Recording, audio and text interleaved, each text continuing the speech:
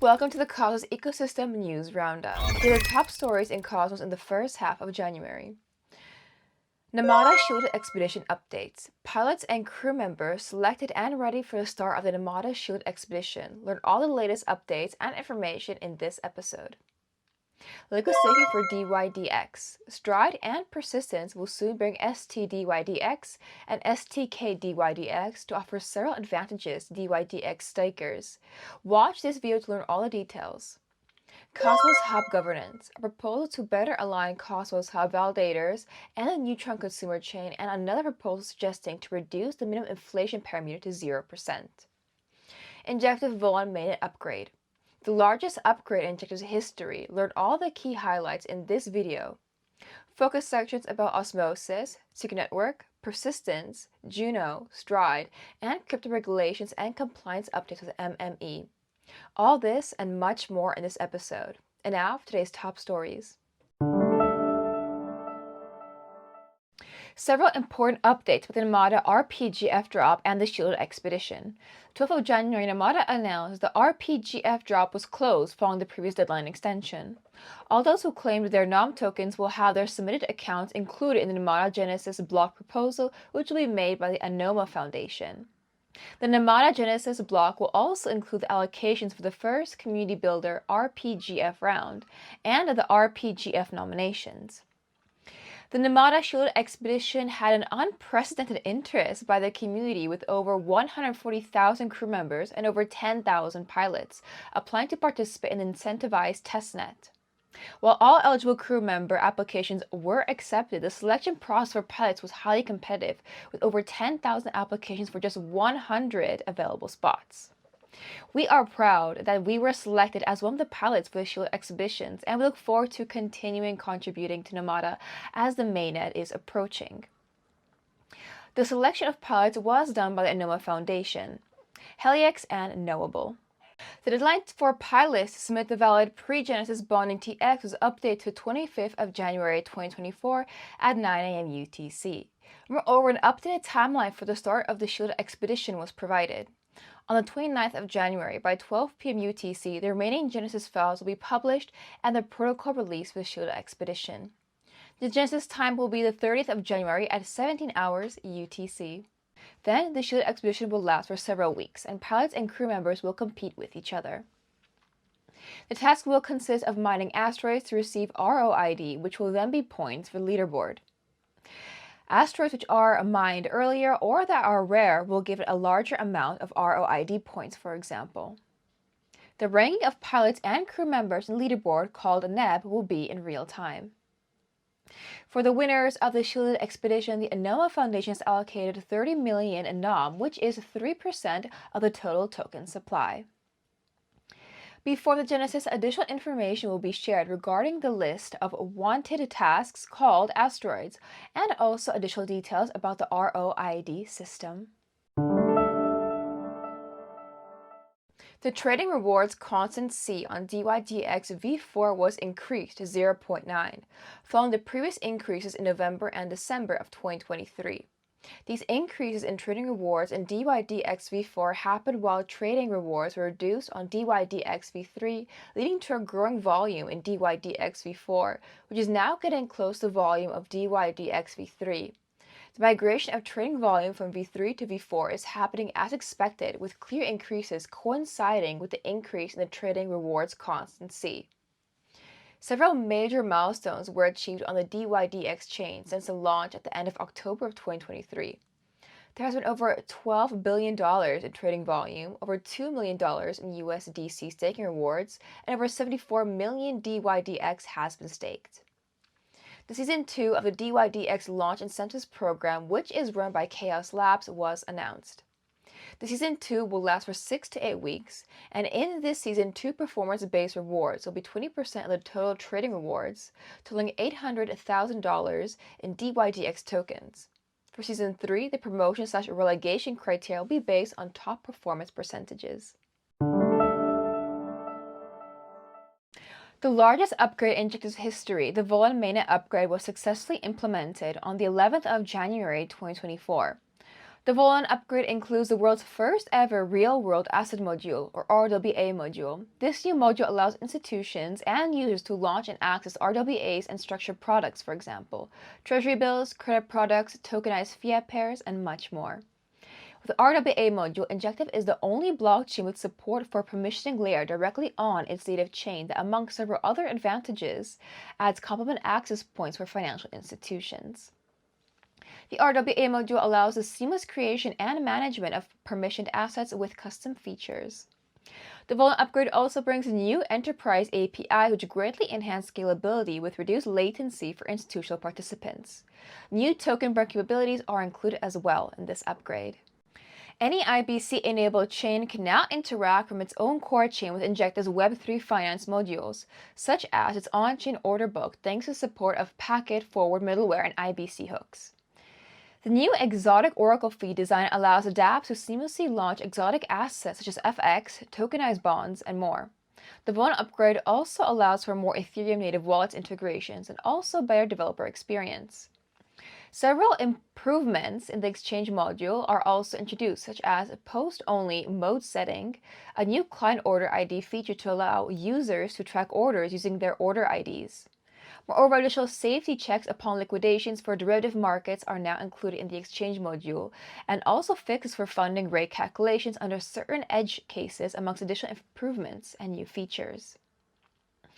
The Volan upgrade also introduced further improvements to the Gov module, Token Factory module, and more.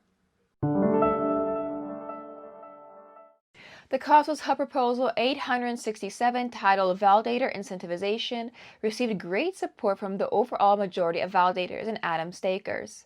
After the passing of this proposal on January 23rd, 1.8 million NTR will be sent from the Cosmos Hub community pool to a DAO multisig, which will then perform an IBC transfer to Neutron and execute a message to register vesting allocations of 10,000 NTRN for each validator. The allocations will then be vested linearly over 1 year using designated contracts on Neutron. Via a corresponding proposal to the Neutron DAO, a voting vault was enabled to provide voting rights in Neutron governance for locked validator NTR and tokens. The goal of this proposal is to better align Neutron with the Cosmos Hub validators, since there has been an ongoing complaint about the lack of revenues for validators running Neutron for many months. This proposal also mentioned that it is the first of a series of proposals to better align consumer chains with Cosmos Hub validators. The Cosmos Hub Proposal 868 is suggesting to decrease the minimum inflation parameter to 0%. A previous proposal decreased the maximum inflation parameter from 20% to 10%. However, until the last few hours, the Cosmos Hub community was very divided, and around half of the votes were opposing the proposal. The vote shifted slightly to yes towards the end of the voting period. For the current proposal 868, the situation is similar, with around half of the community supporting the proposal and the other half rejecting the proposal. At the moment, the dynamic inflation range is from the new maximum volume of 10% to the previous minimum value of 7%. Even if the proposal is approved, the inflation won't start decreasing until the bonded ratio increases above the target value. While it seems the Cosmos Hub community is focusing a lot on adjusting the inflation parameter, it is not clear this is effective in increasing the atom price. Moreover, the previous proposal to reduce the maximum inflation parameter to 10% was more elaborated and included a better analysis and overview, while Proposal 868 is just one line suggesting to reduce the minimum inflation to 0% and linking to a post in the Cosmos Hub forum. Cosmoverse announced the location for the event of Cosmoverse 2024, which will be in Dubai during October 21st and 22nd. The previous editions of Cosmoverse were in Lisbon in 2021, in Medellin in 2022, and in Istanbul in 2023. Omnifix was the media partner for all the editions of Cosmoverse, responsible for the live stream of the events and ticketing platform and much more. Osmosis had over $1.1 billion in volume in December in 2023. In the whole Osmosis history, only in 7 months previously Osmosis had had a larger monthly volume. Liquidity is also recovering to values last seen in mid of 2022, although most of this liquidity is now supercharged and much more efficient. During most of the year of 2023, the monthly volumes of Osmosis were much lower than $1.1 billion, with a great recovery towards the end of 2023. 6 months after the launch of the supercharged pools, all top pools by volume in Osmosis are now supercharged pools. Remember that thanks to supercharged liquidity, there's a significant increase in the efficiency of liquidity, meaning that although current liquidity in Osmosis is lower than in early 2022, the comparison should be done including also the supercharged liquidity. Osmosis announced Staking V1 to facilitate staking directly via the Osmosis UI, instead of having to use third-party wallets such as Kelper or Leap. This will remove complexity for Osmosis users and offer a more unified experience directly on the Osmosis UI. Osmosis Staking V1 will support Osmo staking with the option to stake assets, collect rewards, or redelegate. The upcoming V2 support for multi-chain staking will be introduced. The Juno Charter has been ratified and elections have been concluded. The Juno Charter was introduced by the Juno Working Group. Following the approval of Proposal 319, the implementation of the Juno Charter took place and members from the community elected. Currently, there are 3 departments composing the operational body known as the Council.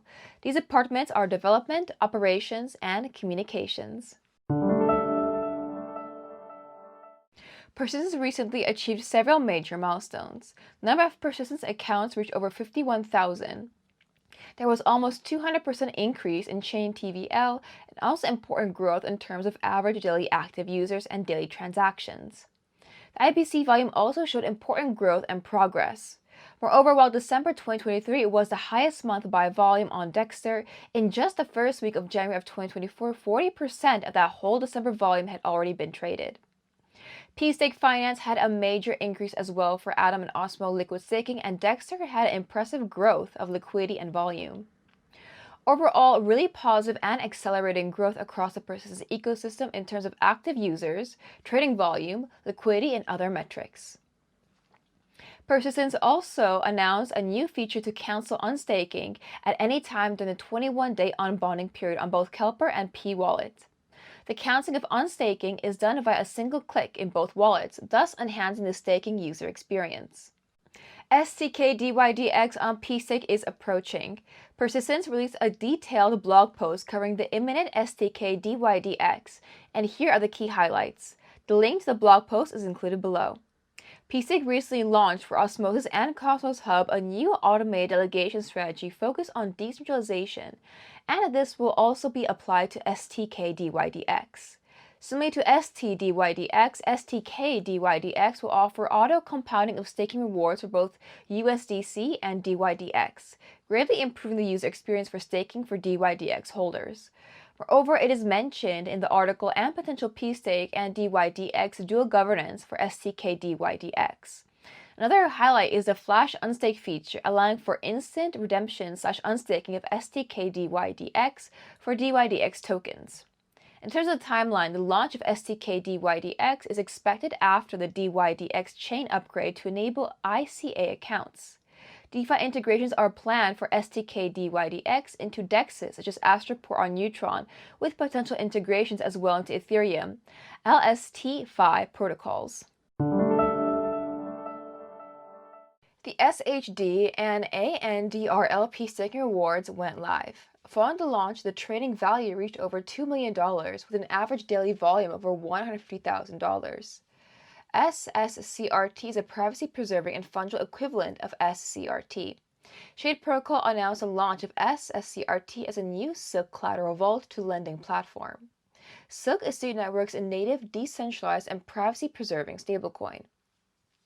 To further align and connect the Secret Network and Kujira ecosystems, the Kujira Governance Proposal 537 passed to build protocol-owned liquidity, or POL, for Kuji and SHD. The goal is to build $200,000 TVL for SHD and Kuji in both ecosystems. In particular, there will be a sustainable Kuji liquidity expansion and sustainability on both ShadeSwap and Kujira's BO.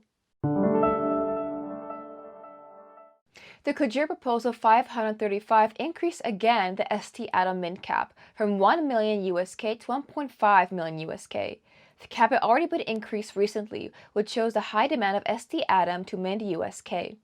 In fact, stAtom and stOsmos back over 23% of all USK. STTIA is approaching with a Celestia Improvement Proposal, or CIP, already created detailing the implementation of ICA. Stride explained that the Celestia upgrade process is closer to Ethereum than to Cosmos, meaning that CIPs and social consensus drive protocol development, while in Cosmos it is signaling proposals and token holder governance. Apart from STTIA, the other two major upcoming launches of Stride for 2024 will be stDYDX and stNAM. Stride provided several updates about stDYDX. As a reminder, holders of DYDX wishing to liquid stake their tokens will receive stDYDX from Stride. Then the redemption rate of one stDYDX increases over time because staking rewards occur and Stride compounds those rewards. A key benefit of stDYDX is that Stride will send all USDC collected as staking rewards to Osmosis and swap them for DYDX. Then these DYDX are returned to Stride to be staked and compound these staking rewards. DYDX holders receive staking rewards mostly in USDC, not in DYDX. So if they want to compound the rewards, they will need to do the whole process of swapping for DYDX themselves, while in the case of stDYDX, Stride facilitates this process. Stride will stake DYDX with a set of 32 validators, with 10 validators initially selected and additional validators to be added every few weeks until the total of 32 validators is reached.